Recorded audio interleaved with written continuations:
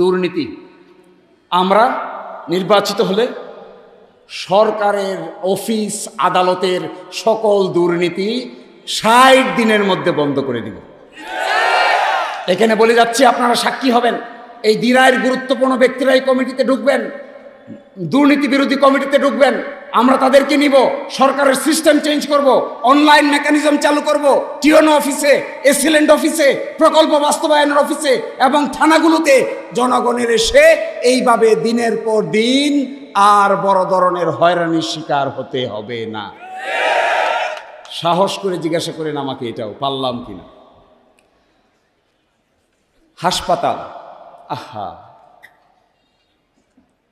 এক ভদ্রলোক বর্ণনা দিলেন ওই দিন যে দিরাই স্বাস্থ্যসেবা কেন্দ্রে নিয়ে গেছেন তার ওয়াইফকে। ডাক্তার কিছুক্ষণ পরীক্ষা নিরীক্ষা করে পাঠিয়ে দিছে বাড়িতে। এক হিন্দু ভদ্রলোক বলতেছেন আর কাঁদতেছেন। কিছুক্ষণ পরে আবার নিয়ে আসছেন, বলছে কোনো অসুবিধা নাই, বাড়িতে নিয়ে যান। মহিলাকে বাড়িতে নিয়ে গেছে, মহিলার পেইন শেষ হচ্ছে না, আবার নিয়ে গেছে।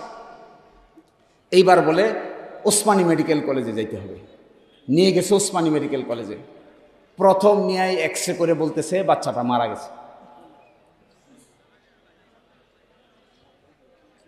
আপনাদের কষ্ট হয় না? আপনাদের চোখে পানি আসে না? আপনাদের মনের ভিতরের মানসিক সত্তাটা ভেঙে খানখান হয়ে যায় না? তো কি করব? রাজনীতি করব আমরা? এগুলো নিয়ে রাজনীতি?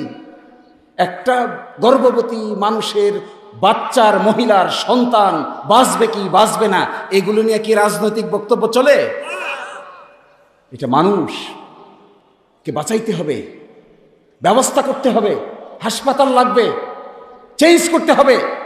পাবলিক হাসপাতালে না হলে প্রাইভেট হাসপাতাল বানাইতে হবে, কম খরচের হাসপাতাল বানাইতে হবে, বিদেশ থেকে লোক আনতে হবে, এই দিরাইতে গড়ে তুলতে হবে, ইউনিয়নগুলোতে গড়ে তুলতে হবে, বড় বড় বাজারগুলোতে গড়ে তুলতে হবে, এই আকিল শাহ বাজারে বানাইতে হবে, এই বোয়ালিয়া বাজারে বানাইতে হবে, টানাখালী বাজারে বানাইতে হবে, শরীফপুর এখানে বানাইতে হবে, দিরাইতে বানাইতে হবে, ওইদিকে বানাইতে হবে, নিজগাঁওয়ে বানাইতে হবে, ওইদিকে রাহতলায় বানাইতে হবে, ওইদিকে সাল্লার গুঙ্গের গাঁয়ে বানাইতে হবে এবং সর্বশেষ শাসকাই বাজারে বানাইতে হবে।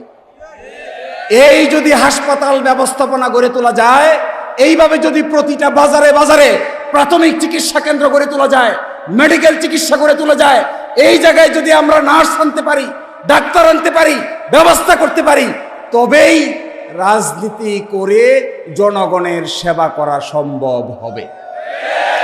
আর না হইলে কিসের বক্তৃতা আর কিসের কি বলবো আপনাদেরকে?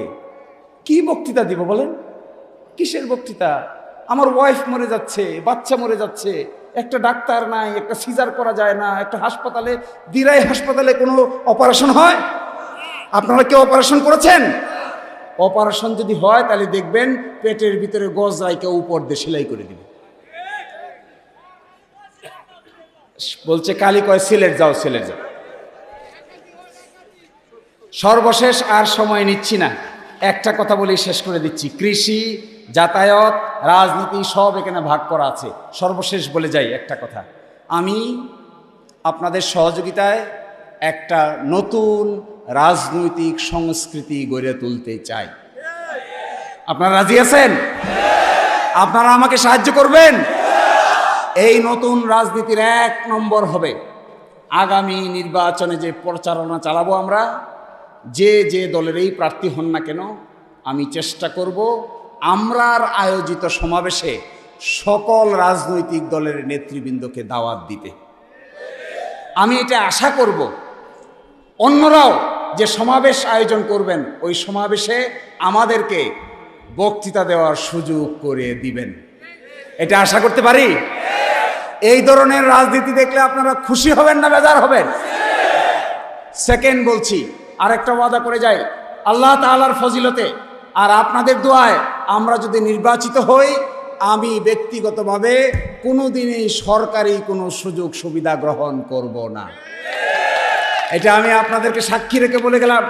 আমি আশা করব এই অঞ্চলে যারা সংসদ সদস্য প্রার্থী হবেন সকলেই জনগণের সামনে দাঁড়িয়ে বলবেন যে নির্বাচিত হওয়ার পরে গাড়ি, বাড়ি, প্রটোকল সরকার যেগুলো দিবে এইগুলো সবাই জনগণের জন্য উন্মুক্ত করে দেওয়া হবে।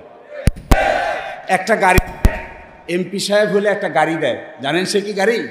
একটা প্রাডো গাড়ি দেয়। এই প্রাডো গাড়িটা ট্যাক্স ফ্রি হিসেবে কিনতে দেয়। এই গাড়িটা নিয়ে যে কত দুর্নীতি হয়েছে এই দেশের রাজনীতিবিদরা করেছে, এগুলা বললে মাথা নিচে চলে যায়, আর দুঃখ কষ্টে দেখানোর কোনো জিনিস থাকে না। আমরা বলে যাচ্ছি ওই গাড়ির প্রতি আমাদের বিন্দু পরিমাণ কোনো লোভ নাই। ওই গাড়ির চাক্কা আর ওই গাড়ির প্যাডেল আর গাড়ির কালার আর সিটের প্রতি আমাদের বিন্দু পরিমাণ কোনো আকর্ষণ নাই। ওই গাড়ি যদি আমাদেরকে দেওয়া হয়, সরকারি কোষাগার থেকে এই গাড়ি যদি ব্যবহার করতে হয়, তাহলে এই গাড়ি ব্যবহার করবে দিরাই সাল্লার আপামর জনগণ। ব্যক্তিগতভাবে শিশির মনিরের গাড়ির কোনো প্রয়োজন নাই। যদি ব্যবহার করি, আমার গাড়ি আপনারা আটকাবেন। এই সরকারি গাড়ি ব্যবহার করে কোনোদিন যদি আমি এমপি হওয়ার পরে আপনাদের দরবারে আসি, আপনারা গাড়ি আটকাবেন। আটকায়ে আমাকে এক বিন্দু পরিমাণ নড়তে দিবেন না। জিজ্ঞাসা করবেন, আপনি বলেছিলেন গাড়ি ব্যবহার করবেন না, এখন যে গাড়ি ব্যবহার করেছেন জবাব দেন। সেই দিন আমি আপনাদেরকে বিনয়ের সাথে এই জবাব দিতে চাইব যে গাড়ি ব্যবহার করতে চাই নাই, গাড়ি ব্যবহার করেছি। যদি আমি বুঝতে পারি আমি ভুল করেছি, আমি সঠিক করি নাই, আমি আপনাদেরকে সাহসের সাথে বলে দিচ্ছি, যা বলছি এ যদি আমার দ্বারাই ভায়োলেট হয়, আমি যদি এর ভায়োলেশন করি, আমি যদি এটা ভঙ্গ করি, আমি এমপি পদ থেকে স্বেচ্ছায় ইস্তফা দিয়ে চলে যাব। যদি কারো সাহস থাকে রাজনীতি করার ক্ষেত্রে, রাজনীতিবিদদের, আমি নিজের ভোগ বিলাসের চাইতেও রাজনীতিবিদদের সম্মান নিয়ে আমি খুবই চিন্তিত।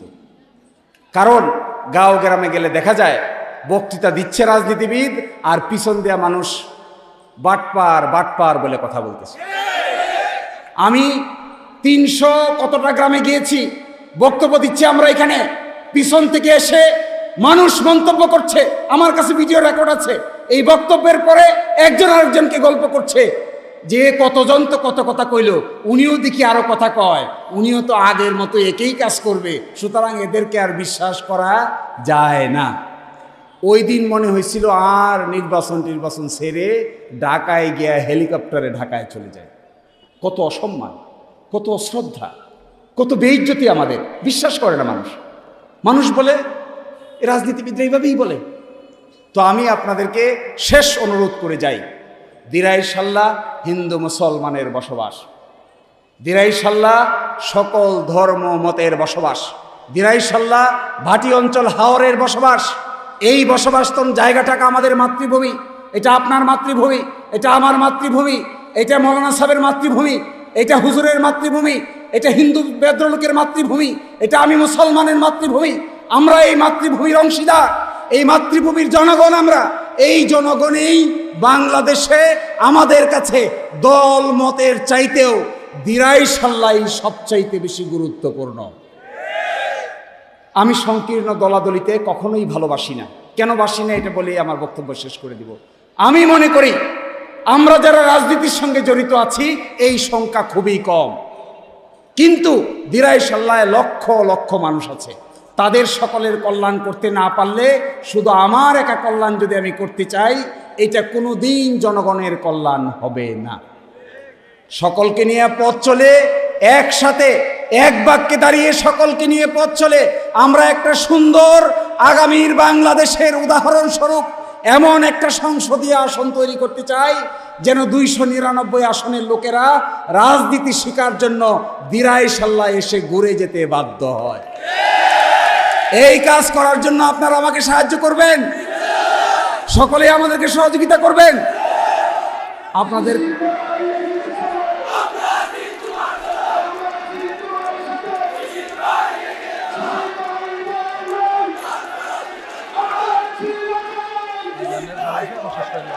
আপনাদের সকলকে অসংখ্য ধন্যবাদ। আমার মতো এরকম কম বয়সের একজন মানুষের কথা এত ধৈর্য ধরে শুনেছেন। ইনশাল্লাহ আগামীর সময়টা আমরা মিলেমিশে দেশ গঠন করব। সকলেই ভালো থাকবেন।